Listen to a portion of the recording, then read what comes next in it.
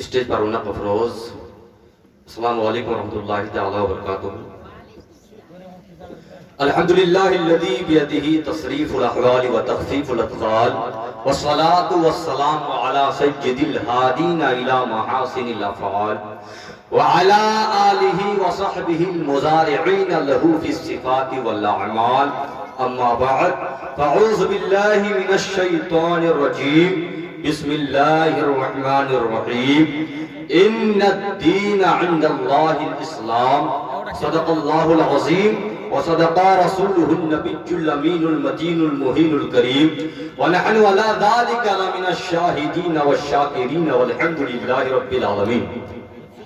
آئیے حضرات، ہم آپ سب سے پہلے انتہائی خلوص محبت کے ساتھ گنبد خضرا کے کونین میں سب سے انوکھے اور سب سے نرالے دائی حلیمہ کے گود کے پالے حضرت عبداللہ کے جگر پارے یعنی حضور احمد مجتبی محمد مصطفیٰ صلی اللہ تعالی علیہ وسلم کے مقدس بارگاہ میں درود و سلام کا نذرانہ عقیدت پیش کریں۔ پڑھے بابا سے بلند اللہم صلی علی سیدنا و مولانا محمد بارک وسلم، صلاۃ و سلام علیک یا رسول اللہ، صلاۃ و سلام علیک یا نبی اللہ صلی اللہ تعالی علیہ وسلم۔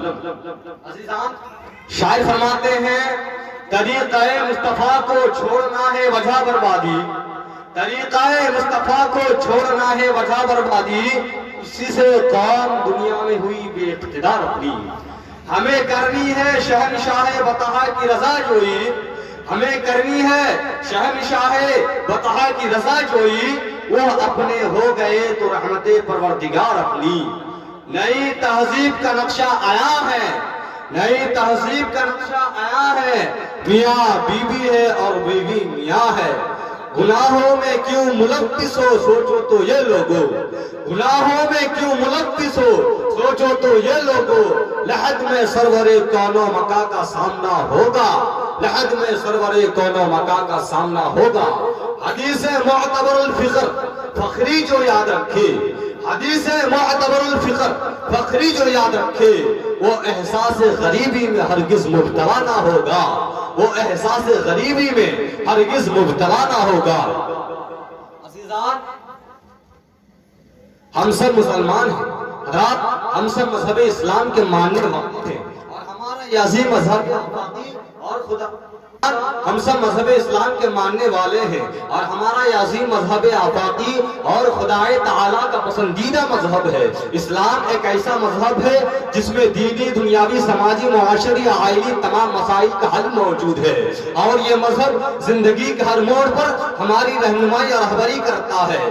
اسلام کا مقصد انسانی معاشرہ کی اصلاح اور بندے کو خدا تک پہنچانا ہے، اور دینی، دنیاوی کامیابی و کامرانی کی راہوں پر چلانا ہے۔ اسلام کا مقصد انسانوں کو مفید تعلیمات و ہدایت سے مزین کرنا ہے۔ اسلام کا مقصد بگڑے ہوئے ماحول کو درست اور پاکیزہ بنانا ہے۔ اسلام کا مقصد انسانوں کو مفید تعلیمات سے مزین کرنا ہے۔ اسلام کا مقصد بگڑی ہوئی سماج کو راہ راست دکھانا ہے۔ اسلام کا مقصد انسانوں کو سود خوری اور رشوت ستانی کی لعنتوں سے نفرت دلانا ہے۔ اسلام کا منشا انسانوں کو بے راہ روی کی گندگیوں سے بچانا ہے۔ اسلام کا مقصد انسانوں کو شراب نوشی اور جوا بازی جیسی قبیح حرکتوں سے نجات دلانا ہے۔ اسلام کا مقصد انسانوں کو پستی سے بلندی کی طرف لے جانا ہے۔ اسلام کا مقصد بگڑی ہوئی سماج کو راہ راست دکھانا ہے۔ الغرض، اسلام نے اپنے ماننے والوں کو جو نظام ہائے زندگی عطا کیا ہے، جو قانون حیات کیا ہے، وہ ایسا آفاقی نظام ہے، وہ ایسا آفاقی قانون ہے جو مہد سے لے کر لحد تک اور روز آفرینش صبح قیامت تک فرزندان اسلام کی رہبری و رہنمائی کرتا نظر آ رہا ہے۔ مجھے کہہ لینے دیجئے کہ اسلام ایک ایسا مذہب ہے جس کا کوئی جواب نہیں ہے۔ اسلام ایک ایسا مذہب ہے جس کا کوئی ثانی نہیں ہے۔ اسلام ایک ایسا مذہب ہے جس کی کوئی نظیر نہیں ہے۔ اسلام ایک ایسا مذہب ہے جس کی کوئی مثال نہیں ہے۔ اسی لیے تو کسی شاعر نے کیا ہی فرمایا ہے کہ اسلام جیسا مذہب ہے دوسرا تو لاؤ، یہ میرے مصطفیٰ کا فرمان بولتا ہے۔ حضرات، آئیے مذہب اسلام کی حقانیت سے ہمیں واقفیت ضروری ہے۔ حضرات دیکھیے، یہاں پر ایک عیسائی کرنل ہال رائٹ محکمہ تعلیمات پنجاب کی ایک پیاری بات یاد آ گئی۔ جس کو بیان کر دینا میں مناسب سمجھتا ہوں۔ حضرات کنر صاحب نے ایک بار اپنے دوست شیخ عزیز الدین صاحب سے پوچھا کہ جناب تمہارے پاس اسلام کے سچا مذہب ہونے کا کیا ثبوت ہے؟